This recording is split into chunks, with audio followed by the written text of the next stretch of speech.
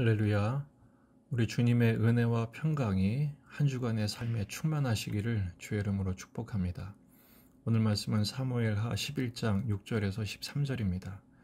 다윗이 요압에게 기별하여 햇사람 우리아를 내게 보내라 하매 요압이 우리아를 다윗에게로 보내니 우리아가 다윗에게 이르매 다윗이 요압의 안부와 군사의 안부와 싸움이 어떠했는지를 묻고 그가 또 우리아에게 이르되 내 집으로 내려가서 발을 씻으라 하니 우리아가 왕궁에서 나가매 왕의 음식물이 뒤따라가니라. 그러나 우리아는 집으로 내려가지 아니하고 왕궁 문에서 그의 주의 모든 부하들과 더불어 잔지라. 어떤 사람이 다윗에게 아르되 우리아가 그의 집으로 내려가지 아니하였나이다. 다윗이 우리아에게 이르되 내가 길 갔다가 돌아온 것이 아니냐. 어찌하여 내 집으로 내려가지 아니하였느냐 하니 우리아가 다윗에게 아르되 언약궤와 이스라엘과 유다가 야영 중에 있고 내 주 요압과 내 주 왕의 부하들이 바깥들에 진치고 있거늘 내가 어찌 내 집으로 가서 먹고 마시고 내 처와 같이 자리이까. 내가 이 일을 행하지 아니하기로 왕의 살아계심과 왕의 혼의 살아계심을 두고 맹세하나이다 하니라. 다윗이 우리아에게 이르되 오늘도 여기 있으라. 내일은 내가 너를 보내리라. 우리아가 그날에 예루살렘에 머무니라. 이튿날 다윗이 그를 불러서 그로 그 앞에서 먹고 마시고 취하게 하니 저녁 때에 그가 나가서 그의 주의 부하들과 더불어 침상에 눕고 그의 집으로 내려가지 아니하니라. 아멘. 본문에 계시된 주님은 어떤 분이신가? 하나님의 경고하는 음성을 듣기를 원하십니다. 다윗이 군대장관 요압에게 전선에 있는 우리아를 보내라고 호출합니다. 악한 계획을 실행하기 위함이지요. 우리아를 부른 다윗은 요압의 안부, 군사의 안부를 묻습니다. 그리고 집에 내려가 발을 씻으라, 쉬라고 명령을 합니다. 밧세바의 임신을 은폐하기 위한 의도였죠. 하지만 우리아는 말을 듣지 않습니다. 부하들과 더불어 잤다라고 말합니다. 얼마든지 가서 쉴 수 있었습니다. 또 쉬고 싶었을 것입니다. 아내를 만나고 싶었겠죠. 하지만 그는 지금 전쟁 중이었기 때문에 그렇게 하지 않았습니다. 다윗이 묻습니다. 어찌하여 내가 집으로 가지 않았느냐. 그때 우리아의 대답이 걸작입니다. 11절을 보면 우리아가 다윗에게 이르되 언약궤와 이스라엘과 유다가 야영 중에 있고 내 주 요압과 내 왕의 부하들이 바깥들에 진치고 있거늘 내가 어찌 내 집으로 가서 먹고 마시고 내 처와 자리이까. 그러면서 왕의 살아계심과 왕의 혼의 살아계심을 두고 맹세한다고 말할 정도였습니다. 다윗이 기가 막혔을 것입니다. 오늘은 여기 있어라. 내일은 반드시 보내겠다. 그리고 이튿날에도 먹고 마시고 취하게 했지만 우리아는 결국 집에 가지 않고 부하들과 함께 잠을 자고 집으로 가지 않았습니다. 오늘 말씀의 교훈은 이것입니다. 모든 죄는 반드시 언젠가는 드러난다는 것입니다.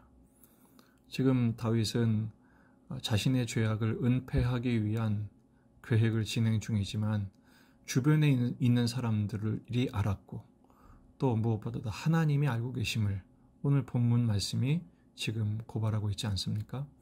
누가복음 12장 2절 감추인 것이 드러나지 않을 것이 없고 숨긴 것이 알려지지 않을 것이 없나니 주님 앞에 낱낱이 드러나고 또 사람들 앞에서도 만천하에 폭로된다는 것이죠. 다윗은 이 사실을 깨달았다면 결국 죄는 드러난다는 것을 깨달았다면 멈추든지 아니면 회개하든지 했을 것입니다. 하지만 다윗은 지금 멈출 생각이 없습니다. 죄를 향해 폭주하는 기관차 같습니다. 스스로 돌이킬 능력이 없는 것이죠.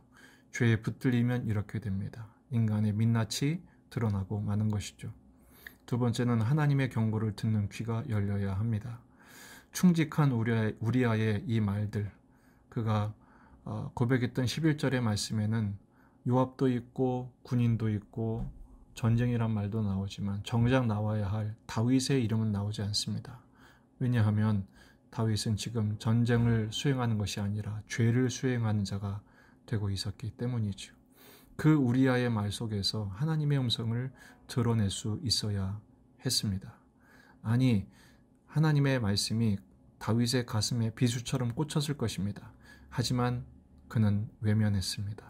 하나님의 음성을 듣는데 귀를 막고 더 죄에 몰두하고 있는 것입니다. 우리아는 이 다윗의 권고를 안 들었어요. 그러자 두 번째 시도를 하지 않습니까? 악한 계획을 포기하지 않는 것입니다. 여러분, 오늘 말씀의 교훈은 딱 하나입니다. 주님의 음성을 듣고 지금 죄를 멈추어야 합니다. 에베소서 5장 11절에 14절, 너희는 열매 없는 어둠의 일에 참여하지 말고 도리어 책망하라. 그들이 은밀히 행하는 것들은 말하기도 부끄러운 것들이라.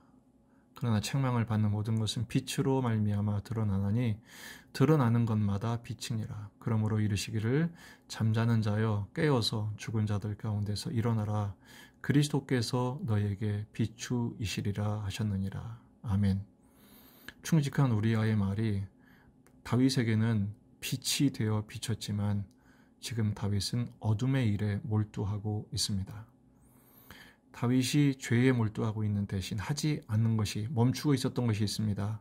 그는 항상 말씀을 묻는 자였고 기도하는 자였고 찬양하는 자였는데 죄 짓는 순간에는 말씀도 기도도 찬양도 멈추고 있다는 사실을 주목해야 합니다.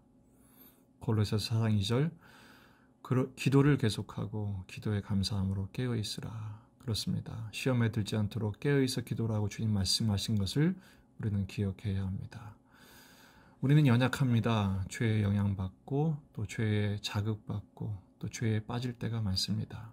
그때마다 기도를 계속하면서 깨어 있어야 합니다. 말씀을 들으면서 그 말씀에 귀 기울이고 순종하면서 죄를 멈추고 거룩한 진도를 회복해야 합니다.